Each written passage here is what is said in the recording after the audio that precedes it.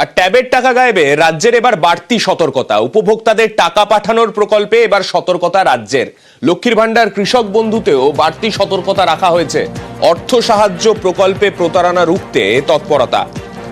আমাদের প্রতিনিধি সোমরাজ রয়েছেন আমাদের সঙ্গে। সোমরাজের কাছ থেকে একটু বিস্তারিতভাবে জানতে চাইবো ঠিক কি কি তৎপরতা নেওয়া হচ্ছে রাজ্যের অর্থ দপ্তরের তরফে।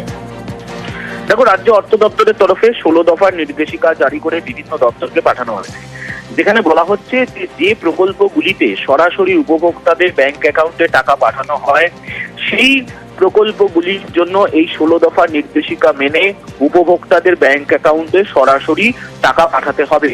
এবং সেখানে সবথেকে যেটা গুরুত্বপূর্ণ নির্দেশিকা, সেখানে বলা হয়েছে কোনো উপভোক্তাকে আর্থিক সাহায্য যখন দেওয়া হবে তার আগে ব্যাংক অ্যাকাউন্ট সংক্রান্ত সমস্ত তথ্য রিজার্ভ ব্যাংকের যে সহযোগী সংস্থা ন্যাশনাল পেমেন্ট কর্পোরেশন তাদের দিয়ে যাচাই করাতে হবে।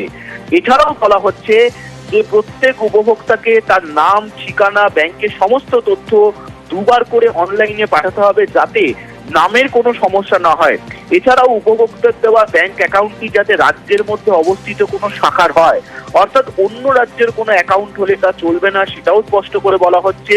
এবার এটাও জানানো হচ্ছে যে উপভোক্তাদের জানাতে হবে যে তাদের নিজের নামের ব্যাংকের সেভিংস অ্যাকাউন্ট অবশ্যই থাকতে হবে।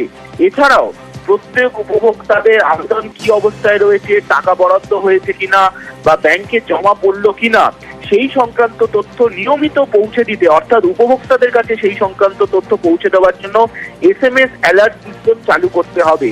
সম্প্রতি দেখা যায় যে ট্যাবের টাকা গায়েব হওয়ার যে ঘটনা নজরে আসে, যেখানে দেখা যায় 1900-রও বেশি পড়ুয়ার ট্যাবের টাকা গায়েব হয়ে গেছিল, অর্থাৎ নিজেদের অ্যাকাউন্টের বদলে অন্য অ্যাকাউন্টে টাকা চলে যায়।